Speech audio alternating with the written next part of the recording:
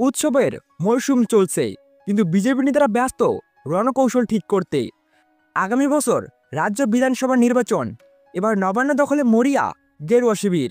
আর সেই কারণেই এখন থেকে রণকৌশল ঠিক করছে বিজেপি। বিজেপির মাথা ব্যথার কারণ রাজ্যের মুসলিম ভোট। ওয়াকিবহল মহলের মতে এই রাজ্যে ভোট যুদ্ধ শেষ হাসি সেই হাসবে যার ঝোলাতে যাবে মুসলিম ভোট। কিন্তু বিজেপি কট্টর হিন্দুদের দল, আর সেই কারণে মুসলিম ভোট রাজ্য বিজেপি নেতাদের মাথা ব্যথার কারণ হয়ে দাঁড়িয়েছে। আর এবার তাই অন্য রণকৌশল ঠিক করছে বিজেপি। মুসলিম ভোট পেতে এবার নতুন পরিকল্পনা নিয়েছে বিজেপি। এবার মুসলিম ভোট পেতে মুসলিম প্রার্থী দাঁড় করাতে পারে বিজেপি। তবে বিজেপিতে মুসলিম প্রার্থী পাওয়া কিছুটা হলেও কঠিন।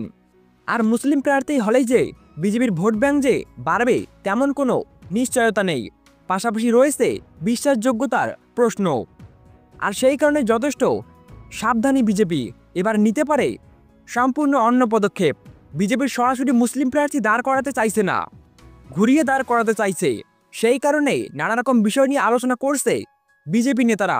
তেমনই চলছে বিজেপির একটি সূত্র। বিজেপির একটি সূত্রের খবর, বিজেপি নেতারা ঘুরপথে বিজেপি প্রার্থী দাঁড় করানোর পরিকল্পনা করছে বলে বিজেপি সূত্রের খবর। আর সেই পরিকল্পনার কারণে নির্দল বা প্রতীকীর প্রার্থী দাঁড় করাতে পারে বিজেপি। আর সেই কারণেই সমাজে প্রভাবশালী, সোশ্যাল মিডিয়ায় সক্রিয়, ধর্মীয় বিষয় জ্ঞান রয়েছে এমন ব্যক্তিদের নির্দল প্রার্থী করতে পারে। বিজেপি সূত্রের খবর, 2021 সালে যেসব কেন্দ্রগুলিতে তৃণমূল কংগ্রেস 5 থেকে 10,000 ভোট হেরেছিল সেই কেন্দ্রগুলিকেই টার্গেট করতে পারে।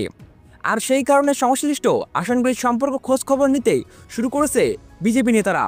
সংশ্লিষ্ট আসনগুলির বাসিন্দাদেরও বিষয়েও খোঁজ খবর নেওয়ার কাজ শুরু করতে পারে। যদিও এখন নয়, কোজাগারী লক্ষ্মী পুজোর পরেই এই বিষয়ে কাজ করার শুরু কল্পনা রয়েছে বিজেপির।